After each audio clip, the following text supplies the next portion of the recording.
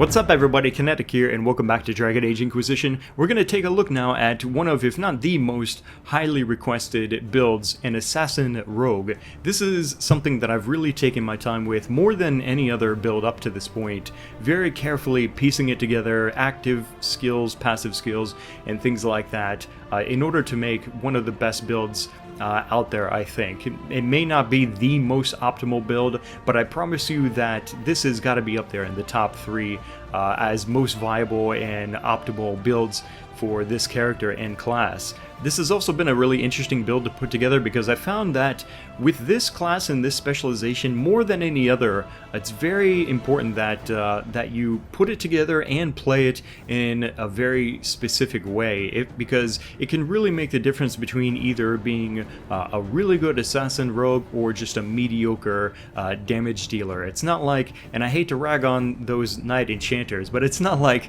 putting together like 2-3 active and passives for knight enchanter and then you can face roll the game. It's much more complicated than that, especially in the gameplay. You have to do things in a certain order, in the right timing, to really get the most out of it. And when you do, it can be extremely powerful and a lot of fun to play. One of the things that I noticed in previous videos, and especially I think probably the original Rogue video that I did, was people were getting hung up on the numbers that they see popping up on screen and then kind of judging the build based on that. But I think most of us know that the way that a build is put together is only half of the result of the numbers. The other half of your effectiveness is going to be your gear, of course. And admittedly, I really wasn't focusing much on having the best gear that I could, and really I think most of the time I was really working with what I had, which really wasn't all that great. If you look at, for example, my attributes, maybe I'll show my gear here in a second, but I think the attributes pretty much say it, right? I've got a critical damage bonus of 80%, critical hit chance of 42%, and this isn't as a result so much of the way that the build is put together, but because of the quality of the gear that I'm working with, which I think is maybe about average or something like that. So I imagine that that this is probably also what the average player is working with for their assassin rogue. Certainly these values here could be much better than what we're looking at, and that would be a result of improved gear, not necessarily an improved build. Another conversation piece that came up strongly in my previous Rogue video is the lack of Shadow Strike. Now, I still stand by this. I think that while Shadow Strike is a great ability, I think that it's much more useful in the later game than it is early game. That first video, that first Rogue build was really designed just for early game, like your first 10 points, for example. Shadow Strike is much more useful and effective later in the game when you've got other active and passive abilities to really make it shine. Let's do an overview now of all of the active and passive skills that I've chosen for this build. Of course, we've got Stealth, one of the core abilities that makes so many other things possible. Attacking from Stealth gives you a damage bonus and brings you back to the enemy's attention. Dealing damage to enemies reduces the ability's cooldown time. Stealth does have a really nice upgrade. Entering Stealth is now instant and removes all debilitating effects on you. While in Stealth you can pass through enemies without being detected. This is a nice thing to get later on, but I wouldn't consider this a priority by any means. In my previous Rogue build, I did take Easy to Miss, and I think that that was because of the circumstances of early game. Here in late game, it's really not nearly as important, and in fact, you'll be in Stealth so much, it's pretty much a wasted point. Instead, we do continue down on the left-hand side. Evasion, this is a pretty decent passive. It gives you a chance to dodge an enemy's attacks and take no damage. 5% chance, not amazing, but it's there, and it's on the way to getting something else. Evade, you leap away from incoming attacks, putting yourself where you need to be to win the fight. This has a very short cooldown of only 2 seconds, and a pretty decent cost of 20 stamina. The description for this, I think, is a little bit misleading, though. It says you leap away from incoming attacks. This doesn't necessarily mean that if you are leaping away while an enemy is attacking you, that you have a 100% chance to not get hit. You will still probably get hit if an enemy is already kind of in the animation and within range, of course, of being able to hit you. This is one of the more useful passives certainly in this line. Ambush. While you're in stealth and shortly after leaving it, your attacks ignore some of the target's armor. Armor penetration of 50%, that's pretty massive, and you've got a good 6 seconds to make use of it. And then finally, Shadow Strike. You take your enemy by surprise with an attack they never see coming. If you are in stealth or have not taken damage recently, this attack hits even harder. It has a flat damage amount of 533% weapon damage, stealth bonus damage of 200%, and I'm guessing that's the same as if you haven't taken damage recently, and the not damaged recently threshold is 5 seconds. So if you get slapped, you're going to have to wait about 5 seconds or so before you can take advantage of that bonus damage. Now Shadow Strike does have a very useful upgrade, Quick Blade. Shadow Strike costs less stamina, and when you use it while flanking an opponent, you reduce all active cooldown times. That second half of that description is actually not just what makes this upgrade, but I would say actually what gives half of Shadow Strike its power. It does great damage, but the fact that when you use it, it reduces all of your active cooldowns by 4 seconds, that's really significant. And the cost reduction isn't bad either, of 10 stamina. So you go from a 50 cost to a 40 stamina costing ability. Not bad at all for an upgrade. Alright, let's take a quick look over at Sabotage. Now, once again, poisoned weapons and its upgrade was something that I took in my original build, and I think that that was much more useful in early game because of the lack of other active and passive abilities. But once you get into the Assassin line, I found that there was more probably useful things that I could do with those 2 points than to take poisoned weapons. However, the one thing that is irreplaceable is the passive Looked Like It Hurt. The worst mistake your enemies can make is to let you see them flinch. Whenever you score a critical hit, you regenerate stamina. This is massive, absolutely a must-have, I think, for any rogue build, really. Not even just a dagger, but also archers can really benefit from this. You get, for every critical hit, 10 stamina restored, which is really, really good. Now, Caltrops, unfortunately, is kind of that wasted point that you have to go through in order to get Look Like It Hurt. I mean, you can take it if you want, but honestly, with the other active skills that I have here, there's no way that I would replace any of these to equip Caltrops. Alright, so in the Double Dagger category, we have Flank Attack. You leap through the shadows to attack your foe with deadly strikes that hit them from behind. This is a 2-hit combo attack. Damage per hit, 200% weapon damage, a cooldown time of only 8 seconds, and it has a relatively small stamina cost of 35. This has a very nice upgrade as well. Before your target turns to face your blow, you move to stealth, impossible to find. So pretty much what this does and its upgrade is it deals 400% weapon damage, and it's going to give you a free stealth. This, combined with your, of course, original stealth ability, is going to be how you avoid taking aggro and getting hit by enemies 90% of the time. Now, some people think that Shadow Strike is the end-all be-all of rear attacks. I really strongly disagree with that.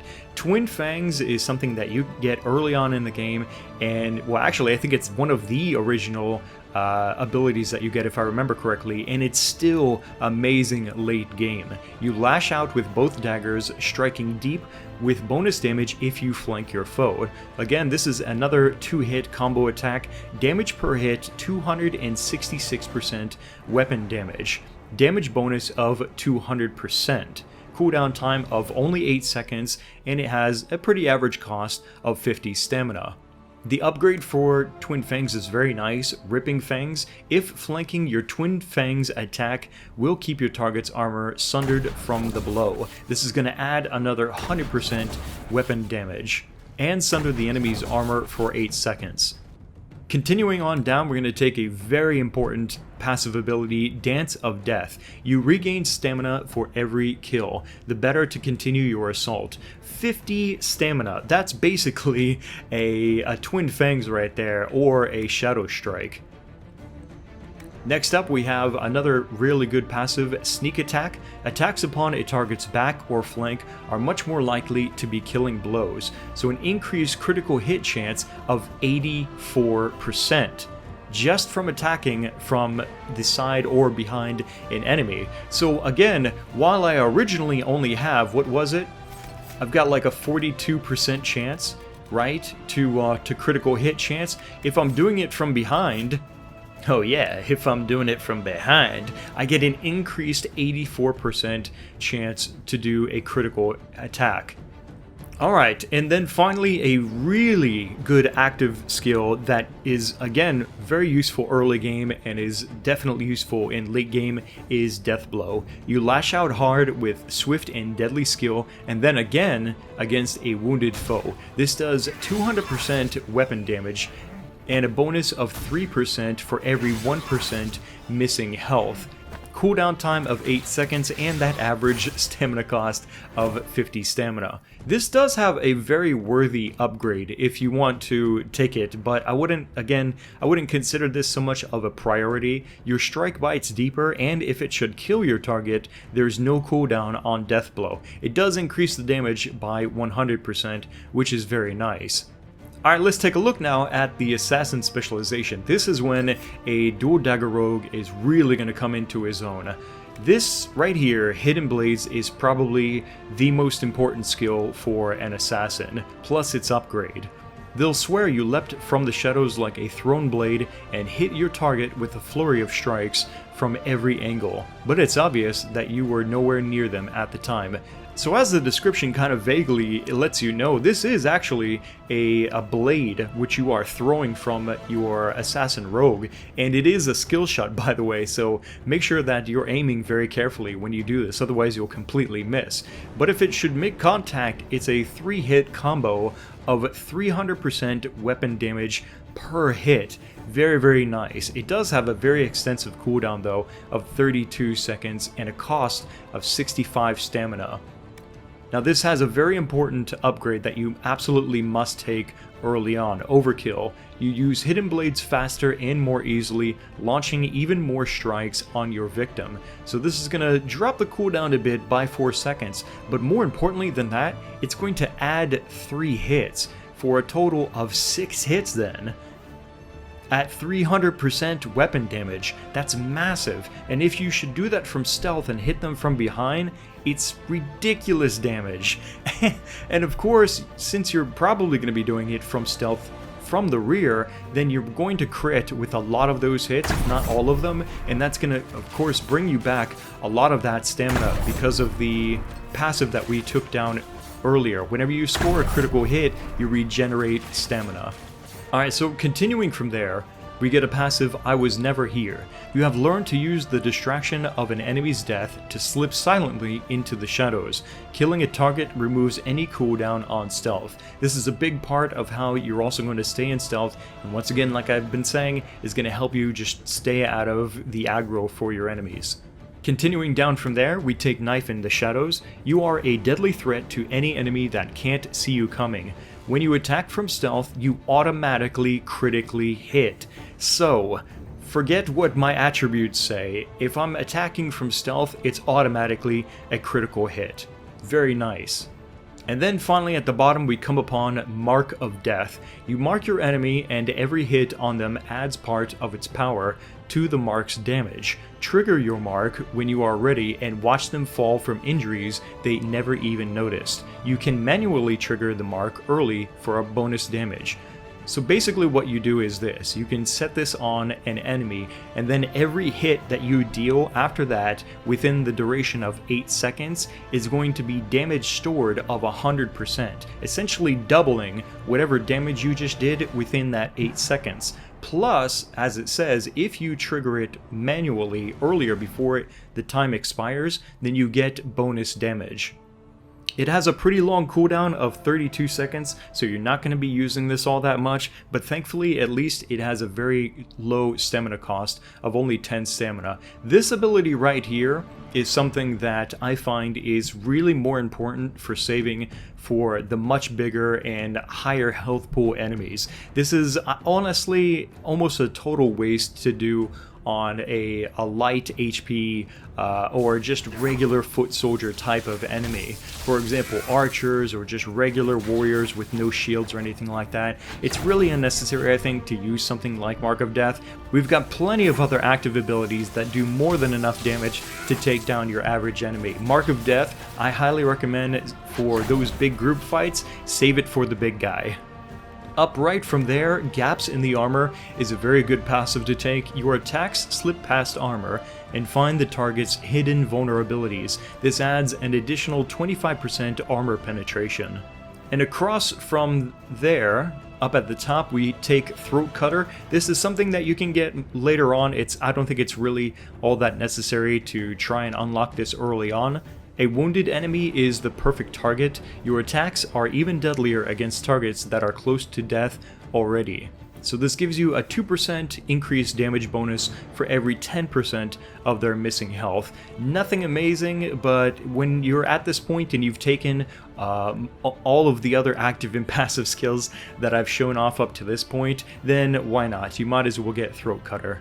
So how do all of these active and passive skills come together to make an effective plane of attack for an assassin rogue? Well, I found that there are basically two methods that you could go about when approaching an enemy in combat.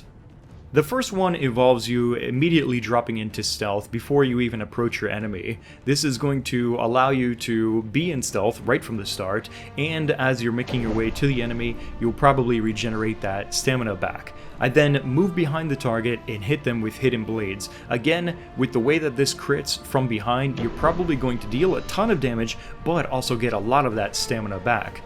To avoid aggro, I then hit them with flank attack. This is going to deal a lot of damage, but more importantly, put me back in stealth. By this time, my party members should be showing up to take aggro away from me anyway. Moving again behind the target, I'm now going to hit him with Shadow Strike. This is going to deal a lot of damage, but also, once again, lower my cooldowns from the previous abilities that I just activated. I'm going to drop it back into stealth, and then I'm going to hit them with Twin Fangs. At this point, your average enemy, even on Nightmare, is going to probably be close to, if not dead already. If not, just hit it with Deathblow, and you're certainly going to seal its fate. Another way that you can approach this, and again this is probably more useful for higher HP enemies, is run up to the enemy without being in stealth and tag them with Mark of Death. Of course, now you've got aggro, so you need to immediately get into stealth, and that can be achieved very easily with flank attack. Now back in stealth and hopefully behind your enemy, hit him with hidden blades. This is going to deal tons of damage and of course refund you back a lot of stamina. Drop back into stealth, Shadow Strike, and then trigger Mark of Death again and watch them die. This monster is just a small example of what's possible with Mark of Death. It's pretty much dead before we even have time to make use of the full 8 seconds of Mark of Death. But if you can, against really high HP monsters, for example giants and dragons, how much more damage you could store with Mark of Death in that time, and how much more damage it would bring out once you've triggered it. It's incredible. Let's look at a couple more examples now of how effective an assassination rogue can be. We should search the area.